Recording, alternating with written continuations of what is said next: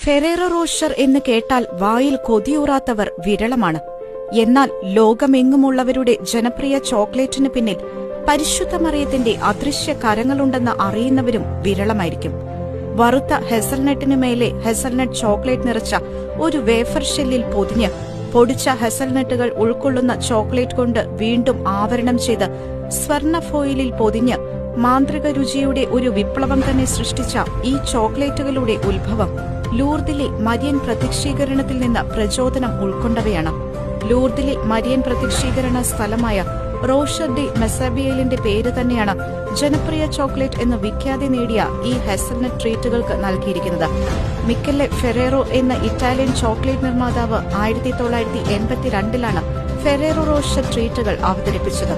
ഫ്രാൻസിലെ ലൂർദിൽ വിശുദ്ധ ബർണദീത്തയ്ക്ക് പരിശുദ്ധ അമ്മ പ്രത്യക്ഷപ്പെട്ട സ്ഥലമായ റോഷർ ഡി മെസാബിയലിലെ പരുപരുത്ത പാറക്കെട്ടുകളുമായി ഫെറേറോ റോഷർ ചോക്ലേറ്റുകളുടെ തവിട്ടു നിറം പൊതിഞ്ഞ പ്രതലം ശ്രദ്ധേയമായ സാമ്യം പുലർത്തുന്നതും യാദൃശ്ചികമല്ല. ഒരു കത്തോലിക്ക വിശ്വാസിയായ മിക്കലെ ഫെറേറോയുടെ മാതൃഭക്തി പ്രസക്തി നേടിയ ഒന്നാണ്. പിതാവ് നടത്തിയിരുന്ന പ്രാദേശിക ബേക്കറി അന്താരാഷ്ട്ര തലത്തിൽ പേരുകേട്ട മൾട്ടി ബില്യൺ ഡോളർ കമ്പനിയായി ഉയർത്തിയതിന് പ്രശസ്തിയുടെ കൊടുമുടിയിൽ നിൽക്കുമ്പോഴും കമ്പനി സ്ഥാപിച്ചതിന്റെ 50ാം വാർഷികത്തിൽ അദ്ദേഹം പറഞ്ഞത് ഇപ്രകാരമായിരുന്നു: ഫെറേറോയുടെ വിജയത്തിന് ലൂർദ് മാതാവിനോട് ഞങ്ങൾ കടപ്പെട്ടിരിക്കുന്നതാണ്.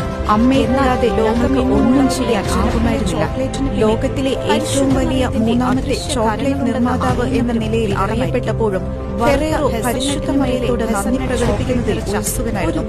ന്യൂട്ടെല്ല, കിൻഡർ ട്രീറ്റുകൾ, ടിക് ടാക്സ് എന്നിവയ്ക്കൊപ്പം ഫെറേറോ റോഷർ ചോക്ലേറ്റുകൾ 2016 മാത്രം $10 ബില്യൺ ആണ് ഫെറേറോയ്ക്ക് സമ്മാനിച്ചത്. ഫെറേറോ തന്റെ ടോപ്പ് മാനേജറെ കൂട്ടി ലൂർദിലേക്ക് വാർഷിക തീർത്ഥാടനം നടത്തിയിരുന്നതായാണ് അറിയപ്പെടുന്നു. അദ്ദേഹം തന്റെ കീഴിലുള്ള ജീവനക്കാർക്കായി ലൂർദ് തീർത്ഥാടനവും ക്രമീകരിച്ചിരുന്നു.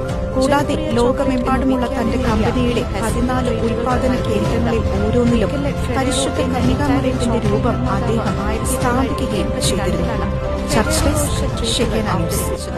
ഫ്രാൻസിലെ